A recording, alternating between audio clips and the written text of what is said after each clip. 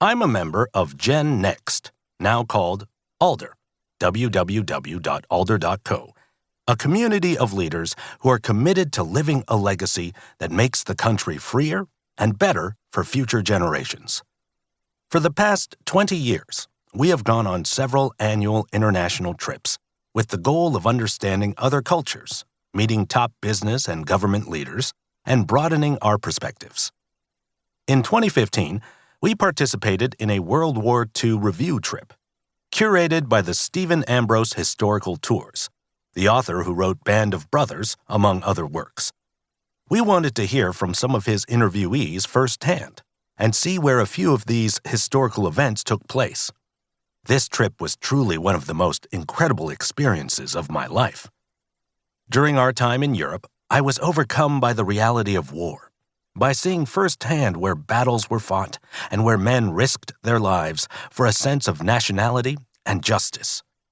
It reminded me of how small our current problems are in the face of this overwhelming world event. We saw the bunker where Churchill had a cigar and whiskey every day, and the desk that he dug his nails into so often it left deep scratches in the wood. We got to participate in interviews with people who were there in the 1940s when Normandy was attacked, people who parachuted for the first time in their lives into the heat of battle. It was sobering. Our first evening of this trip, we ate dinner in a London restaurant, where there was a surprise guest speaker, an American World War II veteran, a very nice older gentleman in his late 80s. He spoke about his experience in the war, in the bunkers, watching friends die. Multiple times, chance and fate enabled him to escape the deaths that befell so many of his platoon members. After the war was over, he returned to the U.S., wondering why he was alive when so many others had died. In the following months, many soldiers who had survived, and who he knew, took their own lives as they struggled with reintegration and survivor's guilt. This particular veteran shared that one fateful evening, after the war, he found himself haunted by these lingering questions. Why me? Why was I spared? Who else will be taken from my life?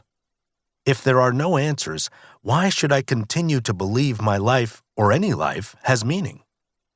He wrestled with these questions through the night and into the morning and woke up with clarity. I have to let these go, or I'm also going to kill myself. At that moment, he decided what he should do next. He enrolled in a master's program, became a psychologist, and started helping veterans like himself deal with PTSD. To establish further distance from these haunting thoughts, he moved to Europe, where he has lived and traveled ever since. In fact, 2 days after this speaking engagement, he was headed to a wedding in Greece. Now he shares with groups around the world. But in order to find this path forward, he had to detach himself from his experiences in the war. Like Dory in the movie Finding Dory, he had to just keep swimming. He had to let go of the feelings of guilt, the questions of why, and blaze a new path. As he began sharing with our group, this very stately-looking man started with, "I'm going to share some things with you all. I have no sense of attachment to what you do with these things, so take it or leave it. I hope you find something valuable, but if not, that's okay too." It was a truly heartfelt and authentic invitation. This struck an incredibly deep chord with me.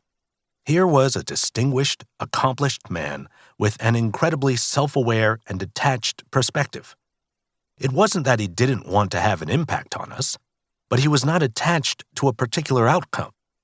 He was meeting us where we were on our own journey, inviting us to find our way.